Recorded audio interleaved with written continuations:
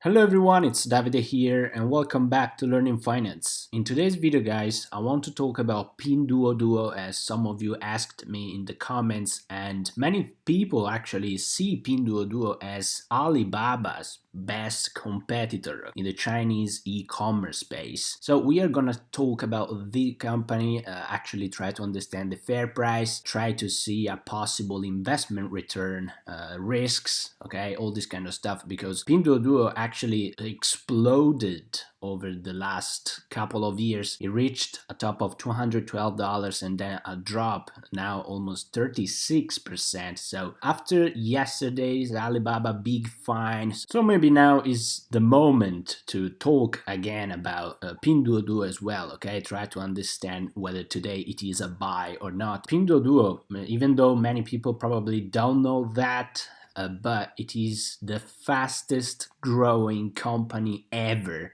in the e-commerce and social media space. Okay, so it beat everyone else by a lot. So Google, Facebook, Amazon, Snapchat, Twitter, all of them have been beaten by the extreme growth of Pinduoduo in just basically 5-6 years since they have been founded. That's remarkable. We are gonna take a look at the fair price of the stock. The only thing I ask you guys is please leave me a note, like, it's very important and I thank you for it. And subscribe to the channel so you don't miss any new updates.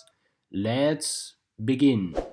Alright guys, so Pinduoduo is the third largest market share holder actually of the e-commerce space in China. We can see that with a 7.3% market share below JD and below Alibaba, which with all his platforms they just held more than 50% of the total market share in China. And the growth of the Chinese market share has been the highest one between UK, US, Germany, and it is obviously the biggest market in the world in terms of retail e-commerce space. It is $1.2 trillion expected to reach in 2021. Now just remember that the US one was 780 billion in 2020. Okay, now obviously Amazon, they work also in Europe, but I mean the Chinese one is absolutely ridiculous in terms of numbers, and it is expected to reach 1.6 trillion by 2025. And Pinduoduo is the third biggest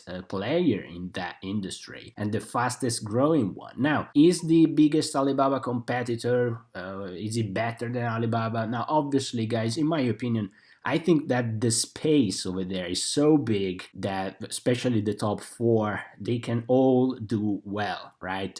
And this is also because if you look at what Alibaba does, if you look at what JD does, and if you look at what Pinduoduo does, they work on different stuff, right? They do not work on exactly the same thing. So that's why I believe that the three of them can coexist and do well, because if you want to buy quality items, brand items, like for example you want to buy an iPhone in China, you will probably use JD. Alibaba, you use it for different stuff, like for example buying from merchants, but they are still different from what Pinduoduo does, because Pinduoduo, the idea of the CEO was to go with the masses, right? Because the Chinese population is huge but is not as rich on average, right? So there are lots of people, well, they have low salaries, low annual income, but they need to buy the stuff as well. So Pinduoduo is the main idea is to sell cheap items. So it's like the opposite of JD, but to reach the more masses as possible. They also have gamification, they have partnership with Tencent, which actually makes Pinduoduo also run on WeChat, right? So you can share Pinduoduo products on WeChat. The main idea is to try to sell as much as possible by making people do groups together. So instead of buying an item, let's say you pay $1 for it, if you make a group of 10, 20 friends, okay, or people that you know to buy the same item, so increase volumes in sales, you can have discounts up until 90% of that same items instead of buying it alone. So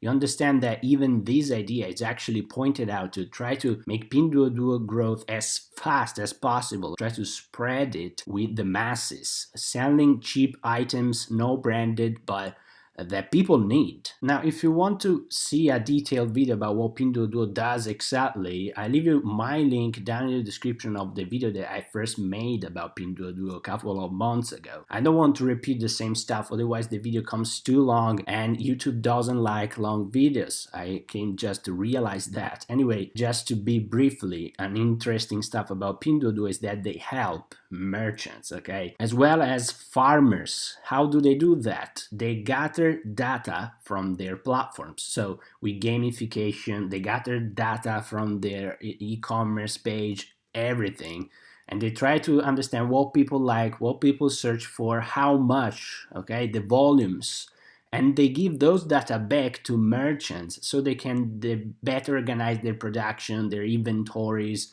all this kind of stuff. They have more data, they will sell more efficiently. Pinduoduo has been priced also as a very helpful company for farmers in China by the government as well. So that's obviously a plus for Pinduoduo's business. Now, in their recent earnings, they released the 2020 financial result. They made $9.1 billion in revenue, which is a growth of almost 100% from the previous year over year, which is astonishing. And they spend a lot, okay? They spend a lot in marketing. Sales and marketing expenses were 6.3 billion. The idea of the CEO is try to grow as much as possible. This is a business that is not like JD or Amazon, where they need to spend a lot in those facilities to actually deliver, okay? So do the fulfillment process. This is more, in terms of margins, similar to what Alibaba does. Higher margins are expected compared with JD. However, as of now, they are spending a lot to grow, so they are not profitable yet. They have demonstrated in the past that if they decide to stop and reduce those expenses, their business is profitable. But according to the CEO, actually their idea is to try to grow and reach as more people as possible. So to sacrifice short-term gain for the long-term success of the business. Now, when it comes to the valuation, actually we see that here I put the last 4 years, right? And we have since 2017, the company went from 278 million in revenues to 9.1 billion. This is an average growth in 5 years of 274.5%. Now, this is incredible, okay? I don't know if you have seen something else doing something similar, but that's astonishing. And for 2021, we can see that now here I went on Seeking Alpha. We see that the revenue estimates done by 34 analysts are 15.64 billion 2021, 21.51 billion in 2022, and they are expecting from earnings per share, they're expecting Pinduoduo to reach profitability in 2022. Anyway, for the valuation, I have done a valuation with a price to sales ratio because it's an extreme growth stock. We don't have much history of free cash flows, all this kind of stuff, or more mature businesses. Pinduoduo is spending a lot, so price to sales ratio, try to be a little bit conservative with the multiples, okay? So to have an idea on actually if the price today is a bargain or not. And we can see that going on in the future, I put the two analysts' estimates over there. And then from 2023 to 2026, I grew revenues according to 5 different growth rates. Now, we go from a 26% to a 30%, which is basically the average that the revenues will grow in those 4 years. Now, remember that previously we had this average growth rate, then they are expecting a 71%.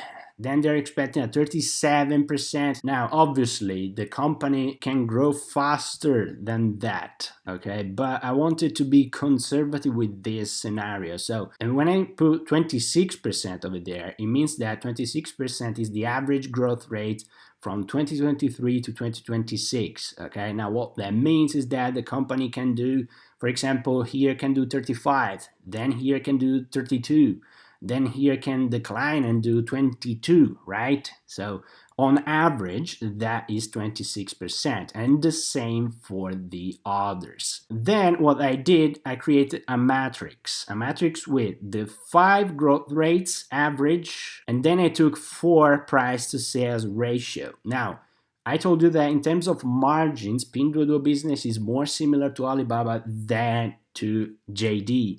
Alibaba historically has traded in the last 5 years at an average price to sales ratio of 10. But Alibaba is a cash machine, okay? It's profitable.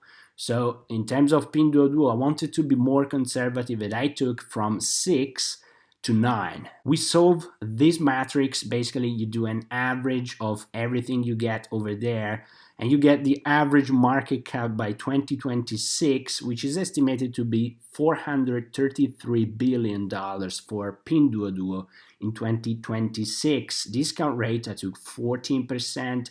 Market cap today will be $210.8 billion. Divided by the shares outstanding, that's a fair price of $168.24 per share.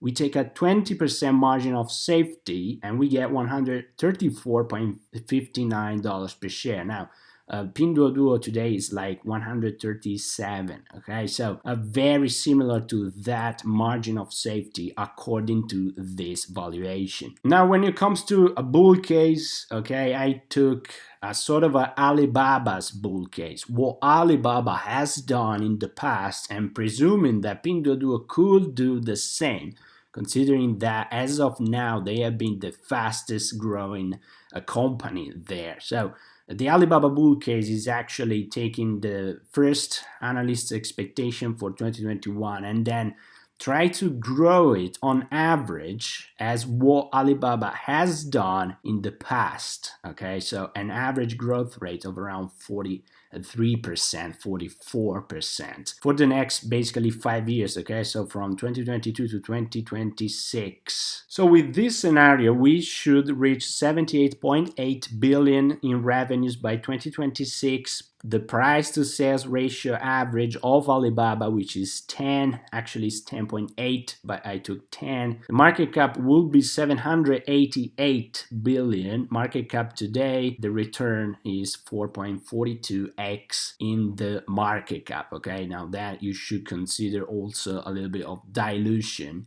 which can put that to maybe a 3x, right? Anyway, it's just to make you understand what Pinduoduo can do, but with a more conservative valuation, we have that the average fair price of the stock is basically $70 per share today. So you are actually not getting a super bargain, but at least it is not overvalued. It is undervalued of almost 20% according to these projections. So is Pinduoduo a buy, guys? Well, you have seen the numbers. Now it is all about the risks and how are you willing to take those risks, because you know it is China, okay? So it has all the problems related with China. That's the same stuff for Alibaba. So exactly the same things. The listing, regulations, it's a different country. They have a different point of view than US and Europe. So it's all about that. The same risk that we say for all the Chinese companies, but it is the fastest growing company and you are paying actually a price which is lower than the fair price, right? So it's all about the risks. Now, obviously, if you buy Alibaba, you are buying a cash generating machine. Pinduoduo is more an exuberant bet, okay? You're buying a stock, you're buying a company which is not profitable today, but is growing at an incredible rate. So as long as they will be able to continue to grow at that pace and maybe scale going on in the future, that's the goal of the company, right? That's what you are buying if you decide to pull the trigger on this one. It's all about you. Do you want to be more risky, like a higher reward, or you prefer to be safer and maybe go on for the cash machine of Alibaba? In my opinion, both of them can coexist in this huge environment. So it's your choice. Just leave me down a comment with what do you think about that. That's the end of the video, guys. I hope you find it interesting. Leave me a like and subscribe to the channel. And as always, guys, have a wonderful day.